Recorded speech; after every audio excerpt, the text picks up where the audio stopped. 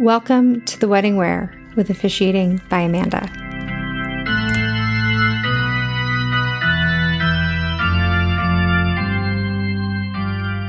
The Wedding Wear. I almost quit.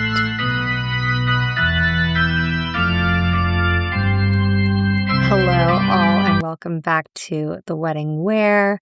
I'm Amanda. I'm a wedding officiant and I get asked a lot about bridezillas, and I often say, no, there's not really a lot of them, but in really thinking back, I've had a few. And today we're going to talk about my first one and the wedding that almost made me quit.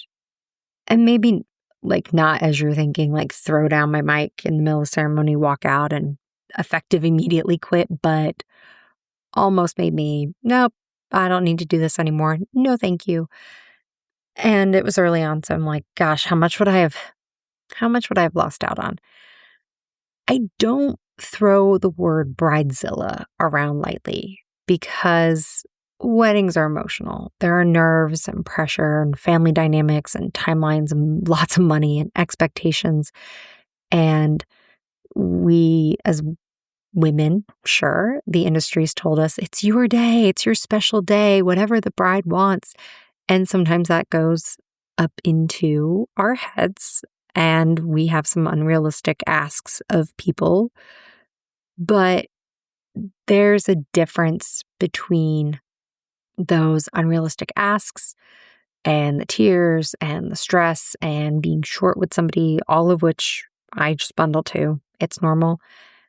Versus being mean, being inconsiderate, being rude, being just horrible. And not just to one person, but to pretty much everybody around. There's no reason that anyone deserves that. This was one of those weddings where I'm like, it's not normal. This cannot be defined anywhere as normal. This was pretty early on in my career. I was about 20 weddings in. I was still very much in my oh yeah, just say yes. We'll eat for food, figure it out later era. I was learning boundaries. I was still believing that if I just said, oh yeah, okay, yep, sure, of course, that it's going to show off in my work, that the couple will be my friend on Facebook, that everybody will love me, and that in those stress moments, any kindness I give out would break the exteriors and kindness would be returned. The couple booked, and from the start, the bride took the lead, which is not unusual. She had very strong opinions for the ceremony. Also, not unusual. What was unusual is that they told me this would be their third wedding date set because the first two dates over the years had been called off due to, quote, issues. As I look back, that should have been the red flag. But I was new and I chalked it up to, maybe someone got nervous, maybe there was life complications, maybe there was a baby, maybe money ran out. It's all fine. So I worked with the couple for a few weeks, maybe a month. It was a time when I was also booking a lot closer to weddings happening. So there was a lot of rush and urgency. We get to the rehearsal and I show up at the venue, which was a hotel with a restaurant, had a lot of kind of off-site rooms that you could rent out. And so everyone could be in one whole building and then come over to the main ballroom with the restaurant and the pool, the gazebo, the outside land. It was very nice. I show up there ahead of time, not unusual for me. And I meet with the venue coordinator who I know, and we're waiting. And we're waiting. And we're waiting. And the coordinator lets me know they're actually just down the hall. They've been dropping off decorations all day. Nothing is set up in the main room. And they have very limited time tonight to do their setup. I think they said doors closed at 10. And then tomorrow morning, they'd only have a little bit of time to do it before needing to get ready. Stressful, But again, not unheard of. There have been many weddings I've been a part of where it is all hands on deck before, after, and sometimes in the midst of during the rehearsal. So I was preparing. I'm like, okay, I get it. The couple finally arrives, but they honestly don't seem concerned about nothing being set up yet. They are not at all interested in running a rehearsal. They have so many more questions about the food. They have so many more questions about the timing for pictures. I really wasn't needed for that rehearsal, given that they didn't want really to do a rehearsal. They didn't care about the lineup procession. I said, okay, and we're going to start. And yeah, we're starting then. That's ceremony start time. But we only have pictures for a limited window. We're going to get pictures taken immediately after the ceremony. So make sure that you tell everybody else to go to cocktail hour so that they don't bug us, literal quotes here, so that they don't bug us. And then we can get our pictures done. And then we'll go for food. Okay, I understood my assignment. I wasn't here for much more. But then we've got the second red flag. They didn't have their final payment. They also thought that they didn't have the license, but it wasn't the groom's truck, thank goodness. So the bride's mom had to hastily write me out a check. And again, I should have paused that there's kind of no concern for the work I'm doing or for me. And I don't really need you to care about me per se, but care for the work that's going to get done, because that's what's going to impact you. I should have paused. I didn't. I went home and said, tomorrow will be better. They're probably just stressed. I'll get there ahead of time, and they'll want to do some more touching base on who stands where and what happens in the ceremony. They just don't have their mind around it yet. That's fine. So the wedding morning, I wake up with a fever. Not a sniffle, but a whole body that felt like I got hit like a truck and a fever. Probably shouldn't have driven. I was a little delusional. I did text the couple to let them know. This was in a pre-COVID era, but I still was like, I don't want to get anyone sick in their own wedding. So I texted just to say, hey, when I get on site, please don't be offended if I don't shake your hand or if I don't go in for a hug, or as soon as the ceremony's over, I back myself away into a corner so that there is limited risk of issues or exposures. I got no response to that. And when I arrived 30 minutes before the ceremony start, as meted up as I could be, smile on my face, faking it till I'm making it, I'm ready to go, I walked right into chaos. So the groom's drinking, has been for a bit. The bride is still in hair and makeup. The guests were told to arrive at that 30-minute before ceremony start. They actually were told the ceremony was going to start then. And I'm all for, if you know you're going to have guests running a little late, you give them a slightly different time. But no one needs 30 minutes as a lie window. Nobody needs it. The DJ was not going to be running music for the ceremony. He was only for the reception. And then I believe he got an earful from the bride, and then he was running music for the ceremony, but he did not have a mic for me to use. So I'm going to have to yell this ceremony. Cool. I touch base with anybody who has a question or needs to talk to me. They're all kind of stunned in silence and fear, like afraid to say anything. And I chalked it up to nerves. Ceremony start time starts coming closer, about 5 to 10 minutes when I'm normally getting everybody lined up. Normally, a bridesmaid is like, hey, she's ready, start going out. That time has come and that time has gone, and there has been no bride. So I check in politely, ask if there's anything I can do, if I could give an announcement to adjust. A very tart no, everything will be as planned. Okay, I let the bride know, I know how important pictures and timeline is to you. I think we might be running into that a little bit. Do you want me to start, shortening the ceremony? No. Okay. Another 10 minutes goes by. Bride's still not ready. Groom's like, if she doesn't show. I had to remind him she's actually already here. She's not abandoning you. She's just finishing getting ready.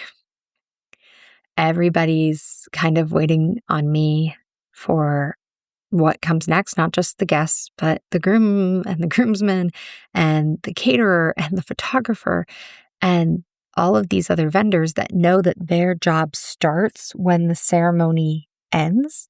So they very much take into my timing. If a ceremony is supposed to start at 3 and I've got a 20-minute ceremony, I let all those people know. And then they are like, okay, well, our job starts here. Well, if we'd been on the timeline, we'd already be 10 minutes into their 20-minute ceremony, and we aren't. So they're wondering what to do. Now we get closer to 30 minutes late. So for the record, guests have been sitting for an hour. The groom has been drinking the entire time I've been there, so also an hour. The bride has been getting hair and makeup done for now more than an hour. And there's still no bride. And I don't know how I brought myself to do one more check-in or why I said, gosh, I'll go, I'll do it. And I didn't have it be somebody else. But I walked in, hi, I'm just hoping that I can, give everybody an update. How's everything going? The bride throws her slippers at me and says, these go under my table in the ballroom. I'm sorry, what? Not, oh my goodness, we're running so far behind. Could you help me? Would you mind? This would help save time and clear one more thing from my head, please. No, this was a demand for someone who has absolutely no care for the time, energy of anybody else. And a throw. Thankfully, there was a bridesmaid who stepped in. She could see I was not well as I was stunned. She took the slippers from me, and I left that room, and I sat down thinking, I'm never doing any of this again. Nope, I'm never doing another wedding. This is not worth my time. This is not my energy. This is not how I want to be treated as a person. So here we are, almost an hour after the original start time, and the bride is finally ready. You can hear her screaming from the room. She demands that we get it together, get it started. We had been the ones who'd been waiting. So I walked down to the ceremony, to everyone who's been sitting there for an hour and a half, and I apologized to them for the delay. I barely remember the ceremony because fever brain is real, but I do remember the bride, under her breath, yelled at the groom for being drunk. And I really wish that man would have had a retort back like, well, I had one drink for every 15 minutes you were late, but he didn't. He took it in stride. I remember being told as soon as she got down the aisle that I needed to shorten this ceremony immediately because the photographer couldn't stay any longer and they had to get their pictures, which is, again, what she cared about the day before and what I tried to work with her and remind her of. But she'd also been saying, nope, I paid for this ceremony. You're going to do this ceremony. I didn't have it at the ready to cut anything out. I don't even remember how I cut words out. For all I know, they might not have said vows. They might not be really married. It was shocking. But I got them married in under 10 minutes for what was going to be a 30-minute ceremony. They got married. They waltzed out. They started getting their pictures done. That poor photographer. Poor photographer. I then made sure everyone went to cocktail hour. The catering staff was a little annoyed because, well, when I walked down that aisle 10 minutes before, I told them, it's a 30-minute ceremony. You have 30 minutes, without knowing that the bride was going to upturn. And as much as we work on our secret hand signals, there's not a one to be. So now the guests who'd been waiting for an hour and a half, well, they were going to be waiting at least another 20, 30 minutes before food because poor catering and I were short-sighted, blindsided. When all was said and done, license signed, I went to go say goodbye to the venue coordinator and wish her a heck of a good time with the rest of the night. And she said, well, surely they put aside a plate for you for dinner. You don't look well. I'm going to pack that up for you. It's the least that they could do for their vendors and for how they made everybody wait. She checked. Nope. Turns out the couple ordered no vendor plates. Not a single one. Not for the DJ, not for the venue staff, not for me, not for the photographer who is on a limited timetable. And I'm standing there sick, exhausted, drained, and genuinely thought, yeah, there are some really rough, horrible people, and I don't ever want to deal with them again. But as that was wedding, like 20-ish, and this weekend I will have completed wedding 250, I obviously didn't quit. When the fever cleared and the fog lifted, I thought about how I'd want to change up some of the things I do. And of course, it took me other weddings to learn other of these tricks and tips, but I've brought together that boundaries for my time and my energy are not unkind. They're realistic. I'm a human. I have a home, a family, a job, a real job.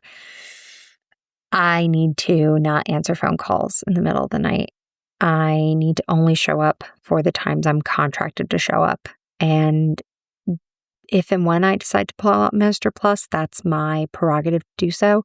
It is not going to be for every case and every situation. I learned that there are definitely red flags and that I have clauses to back away from when I see that. Don't care if they hate me later on. It's so much better than me spending my energy, my time, my stress, my frustration for this. Respect from as many as possible is a non-negotiable. Certainly the couple, but I really don't put up with it from family members, from bridal party, other vendors. I mean, that's a tough line to draw sometimes, but it's crazy how rough some people can be. I had to really frame myself as a professional, not, oh, I just do this for fun. And certainly not as your go-to Johnny on the spot servant. I've turned down weddings. I have declined after meeting certain couples. I have others that I really should have, but didn't, and have still learned to work my way through it. I have contracts now with clear payment timelines, and I define the scope of my work so much better. And I have very clear clauses about tolerances for how I should be treated. And that's why I'm comfortable talking openly about this. And this only applies to such a small grouping in the world. But yet I've met enough of them to know I don't want to deal with them ever again. Weddings are stressful, and stress brings out the worst in people, but stress is not an excuse to be cruel, mean, rude, to be undervalued for the services that you are providing. So in planning your wedding day, I want you to know you can be as stressed as you want. You can cry a bit. You can be a little snippy. You can forget something and, oh my gosh, be rushing and scrambling to get it done. And I'll try to help as best I can. You can do all those things, and I'm not going to call you a bridezilla. It's a very rare earned title, and not earned in great ways. Your venues and vendors want your day to be incredible. We're human. We're professional. We will give what we get. And in fact, sometimes we'll even give it when we don't get it. And that's respect. If you're a vendor listening, especially if you're early on in your career, just know that one bad wedding does not define your worth, but it can be used to define your standards. This wedding almost made me quit. And yet I would say it actually made me better. So yeah, do you have horror stories on your end? Any wedding drama, true bridezillas, groomzillas, parentzillas, someone that made you almost, no matter what your role was in the wedding, throw down and almost quit? Did you back out from being a bridesmaid because it just all got to be too much? I would love to hear your story. I'd love to hear your thoughts on it. Thank you so much for listening into The Wedding Wear. And until next time, this has been Amanda. Thank you for listening to The Wedding Wear with Officiating by Amanda. I hope you enjoyed today's episode and found some inspiration or insight for your own special day. This podcast is hosted on Buzzsprout and can be found on all major platforms. If you haven't already, please subscribe, like, comment, and share to help us reach even more listeners who might laugh a little at The Wedding Wear. For the links referenced in the show, visit Linktree at OfficiatingByAmanda. You can also follow the business on Facebook, Wedding Wire, and The Knot to stay up to date on everything going on. If you have a question you'd like me to answer on the podcast, just send an email to theweddingwearpodcast@gmail.com. And if you're ready to inquire about officiating services for your own big day, you can reach me at officiatingbyamanda@gmail.com. Thank you so much for tuning in, and until next time, this has been Amanda.